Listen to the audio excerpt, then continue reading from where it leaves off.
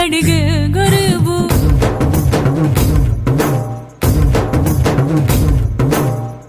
పెద్ద పెద్ద పనులు ఎట్టే చక్క పెట్టే మగాడు వాడి చొక్క